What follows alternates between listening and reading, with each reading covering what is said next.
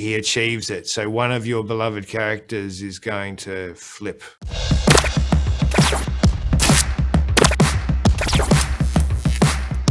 We love the Bad Guys books, and it's so cool that it's a movie. What inspired the series? The series was inspired by a few things. I have 2 kids, and when one of them was 6, they brought home a book that was so boring we wanted to die. And I thought, I want to write something more fun than that. So I started thinking about stuff that I loved and stuff that he loved.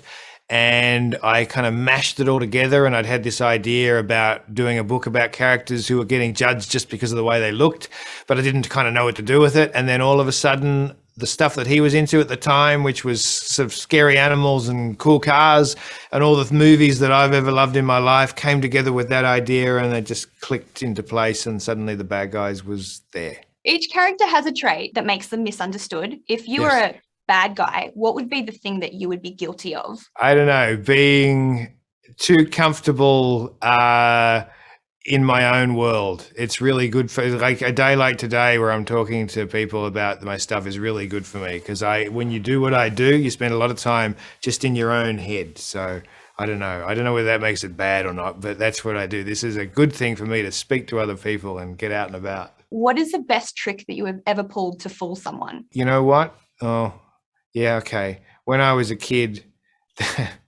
there was one of those competitions where you won, I think it was a complete set of, at the time, Buck Rogers action figures, and on a paddle pop stick, there was one of those things, if you got the thing, then you won it. And I was so desperate to get those action figures that, as like a 7-year-old or something, I carefully drew that thing on, and I convinced my parents, and it got sent off, and the company saw straight through me, and they sent a letter to my parents and said, we won't be pressing charges, but can you make sure your child doesn't do anything like that again? So that's a cautionary tale for all of your readers. Don't do anything like that. And like, I was 7, what do you want? I love how crafty you were. It also gives you an idea of how much awareness my parents had, that something drawn by a 7-year-old was convincing enough to get through that particular hurdle. Pretty amazing. So just saying.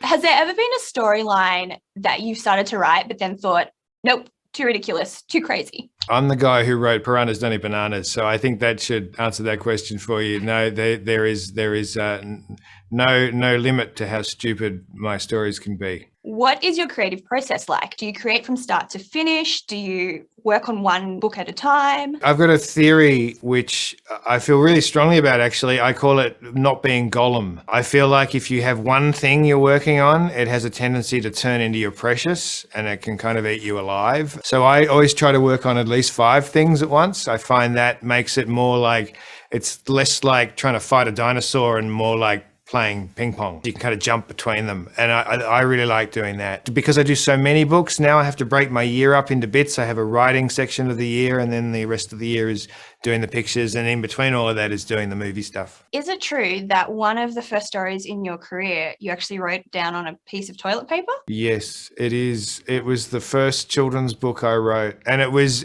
by accident. I was just staying in a friend's house in a guest room when I had the idea in the middle of the night, and I didn't have any paper, and I didn't want to wake everybody up, so I went to the toilet, and I got a piece of toilet paper, and I wrote the book out.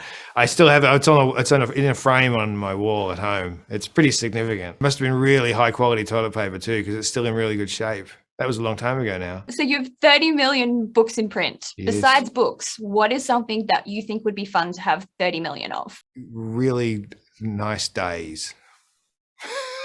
I'll take it. I don't know. You know what? I collect records, and I've got a lot of them. So I probably have, I don't have 30 million, but there's a lot. So yeah, that too. What tips can you give to K-Zoners for creating an awesome series? Just do something that you really, really, really love. Think about what is the thing that I want to read something. What is the coolest thing that could possibly happen right now? And then what's the coolest thing that could happen next? That's what I sort of ask myself when I do it. It's that thing. And I also have a sign on my studio wall that just says, "Don't be boring." And I think that's really useful too, especially when you're writing for kids, to just do something that is actually from moment to moment really fun somehow, funny, stupid, and then hopefully it's sometimes moving and interesting and all that stuff, but just so that it's alive. Just never, ever let it be boring. And just do stuff that you really love. Find stuff that you love and write about it. That's great advice. What can you tease about the next Bad Guys book, episode 15, Open Wide and Say Ah? That one, oh, yeah, it's getting to the pointy end now, because there's going to be 20 episodes in total of the Bad Guys. So we're getting to the sort of business end of the series. And if you've been reading it, you'll know that there is the threat that Mr. Snake suddenly has the ability to potentially turn other characters to the darker side where he's gone. And I'm going to tell you, at the end of 15, he achieves it. So one of your beloved characters is going to flip. I'm not going to say who, but there's big stuff afoot. Spoiler alert, K-Zoners. Hey guys, thanks for watching this video. If you want to check out more cool videos, be sure to like and subscribe to our channel. K-Zone you later.